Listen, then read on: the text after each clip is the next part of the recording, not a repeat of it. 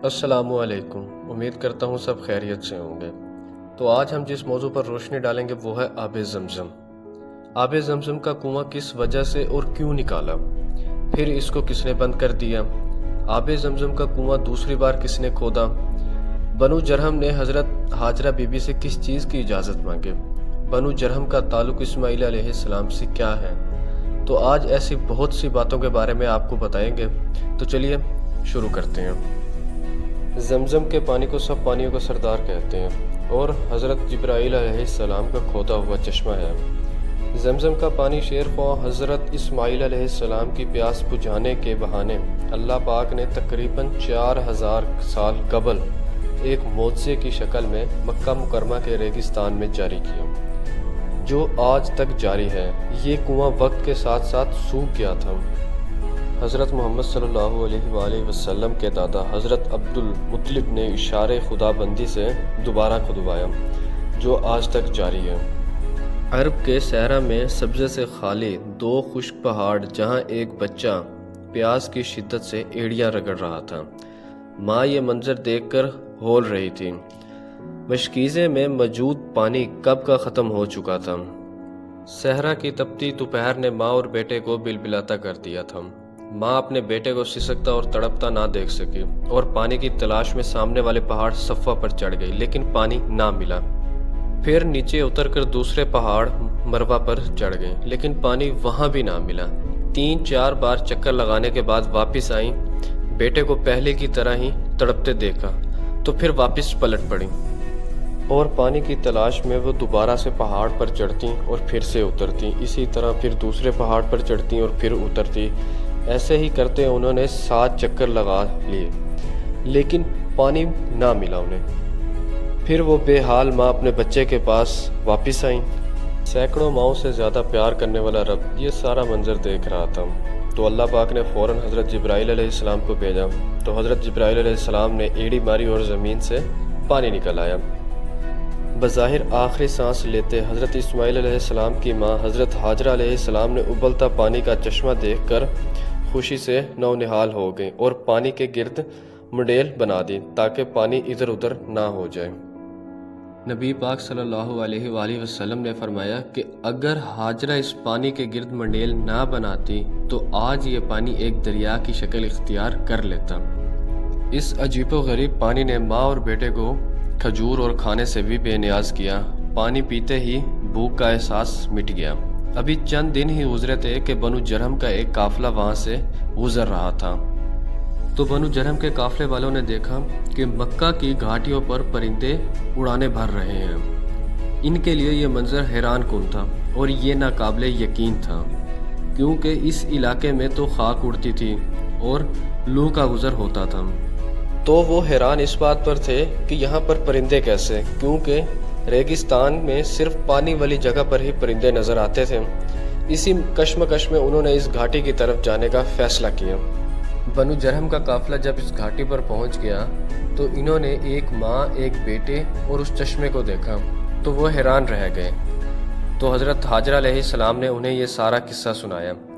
تو بنو جرہم کے قافلے کے لوگ یہ واقعہ سن کر بے حد متاثر ہوئے۔ بنو جرہم کے قافلے کے لوگوں نے جب یہ سارا واقعہ سن لیا تو ان کے دلوں میں ماں اور بیٹے کی عظمت بیٹھ گئی۔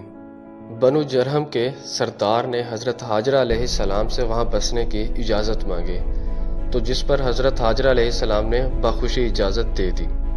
عرب کا یہ ریگستان بنجر اور ویران تھا، جو کہ بنو جرہم کے بسنے سے آباد ہو گیا۔ حضرت اسماعیل علیہ السلام بڑے ہوئے تو اس قبیلے کے سردار عمر بن مخاض کی بیٹی سے شادی کر لی۔ حضرت اسماعیل علیہ السلام کی اولاد پیدا ہوئی تو انہیں بنو بکر کہا جانے لگا۔ بنو جرہم اور بنو بکر باہمی تعلقات سے بہت سال ساتھ رہے، لیکن آہستہ آہستہ ان میں اختلاف شروع ہو گئے۔ اختلافات اس حد تک بڑھ گئے کہ بنو بکر نے بنو جرہم کو علاقے سے نکال دیا۔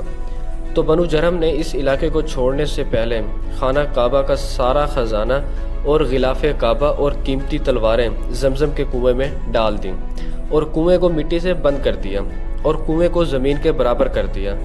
زمزم کے کنویں والا علاقہ پھر سے ویران ہو گیا۔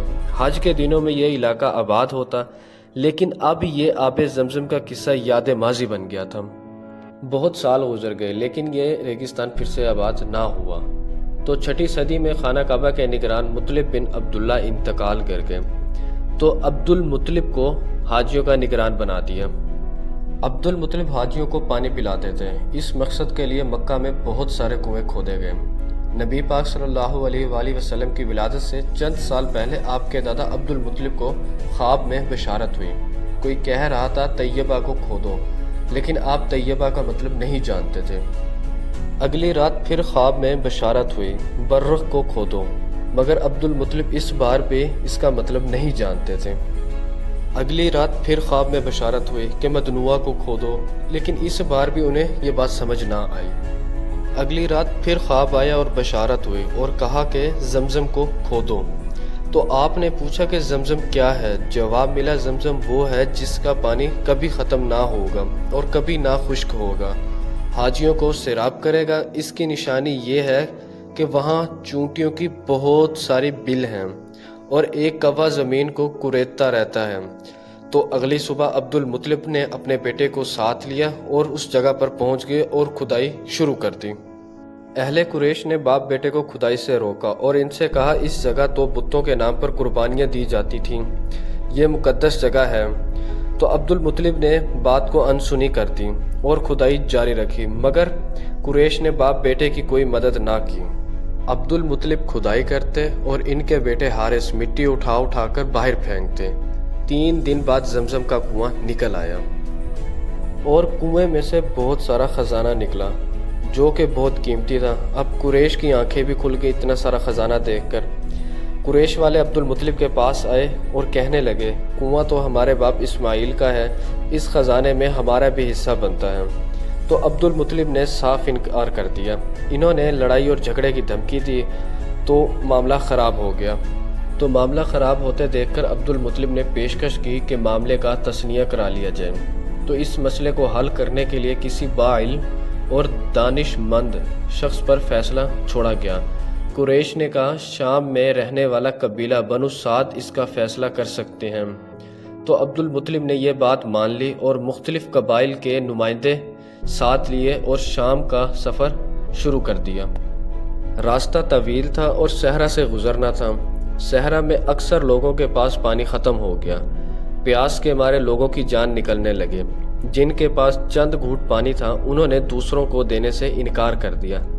عبد المطلب کے ساتھی زندگی سے مایوس ہو گئی اور نوبت یہاں تک پہنچ گئی کہ ان ساتھیوں نے کچھ قبریں بھی کھود دیں تاکہ جو پہلے مر جائے ان کو دوسرے دفنا دیں۔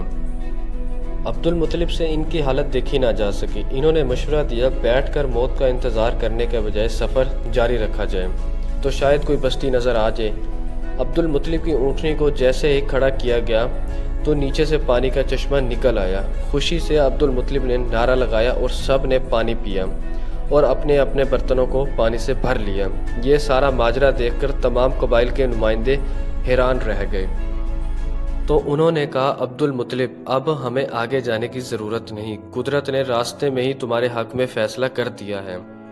اب ہم تم سے زمزم کے معاملے پر نہیں جھگڑیں گے۔ جس ذات نے ریگستان میں تمہارے لیے چشمہ جاری کیا بے شک اسی نے تمہیں زمزم عطا کیا۔ اس کنویں کی عظمت تو دیکھیے۔ آب زمزم حضرت اسماعیل علیہ السلام کے لیے نکالا گیا اور اس کی وجہ ان کی والدہ حضرت ہاجرہ علیہ السلام بنی۔ اللہ کے حکم سے حضرت جبرائیل علیہ السلام نے یہ پانی جاری کیا۔ اس پانی کو تمام انبیاء اور نیک لوگوں نے بھی پیا اور اسی بدولت ہم بھی پیتے ہیں۔ ایک مرتبہ نبی پاک صلی اللہ علیہ وآلہ وسلم آب زمزم کے کنویں پر تشریف لائے۔ آپ صلی اللہ علیہ وآلہ وسلم کے لیے پانی کا ایک ڈول نکالا گیا۔ آپ نے کھڑے کھڑے ہی کچھ پانی نوش فرمایا اور پھر اسی میں کلی کر دی اور ڈول کو کنویں میں گرا دیا۔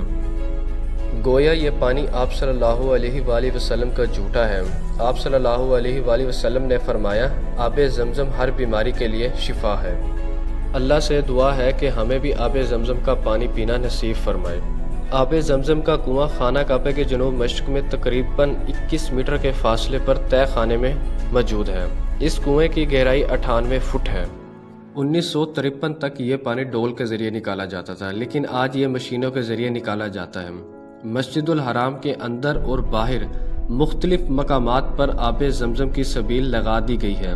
آج بھی حج پر جانے والے لوگ واپسی پر آب زمزم کا پانی لے کر آتے ہیں۔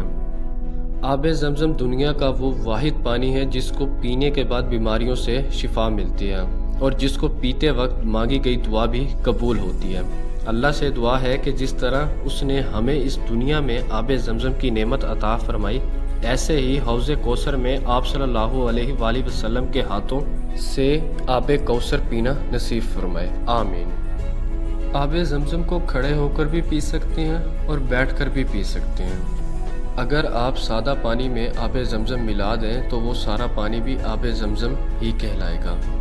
تو ہمارے موضوع کا اختتام ہوتا ہے۔ مجھ سے کوئی کمی پیشی ہو گئی ہو یا مجھ سے جانے انجانے میں کوئی غلطی ہو گئی ہو تو اے میرے رب مجھے معاف فرما اور میرے علم میں اضافہ فرما۔ اگر آپ کو ہماری ویڈیو اچھی لگی ہو تو ہماری حوصلہ افزائی کے لیے ویڈیو کو لائک اور چینل کو سبسکرائب کر دیجئے گا۔ ملتے ہیں بہت جلد ایک نئی ویڈیو کے ساتھ، تب تک کے لیے ہمیں اجازت، اللہ نگہبان۔